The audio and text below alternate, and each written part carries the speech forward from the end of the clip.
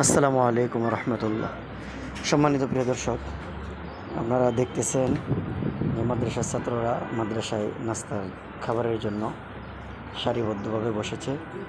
আমাদের হুজুর ওস্তাদজি, মাদ্রাসার বড় হুজুর নিজের হাতে খাবার ছাত্রদের প্লেটে দিতেছেন। ছাত্ররাও এরকম লাইন ধরে সারিবদ্ধভাবে খাবার নিয়ে একসাথে বসে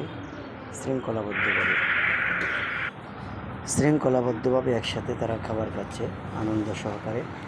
আসলে এরকম পরিবেশ দেখলে অনেক ভালো লাগে ছাত্রদের জন্য সকলের কাছে দোয়া চাই। আল্লাহ পাক যেন প্রত্যেকজন ছাত্রকে কোরআনের খাদেম হিসেবে কবুল করে। ওরা যেন মা বাবার মনের আশা পূরণ করতে পারে। ওস্তাদগণের মেহনত যেন কাজে লাগে। সবাই যেন নেককার হাফেজ এবং আলেম হয়ে কোরআনের খেদমত করতে পারে। আল্লাহ পাক কোরআনের লাইনে সবাইকে কবুল করুন। সকলের কাছে দোয়া চাই।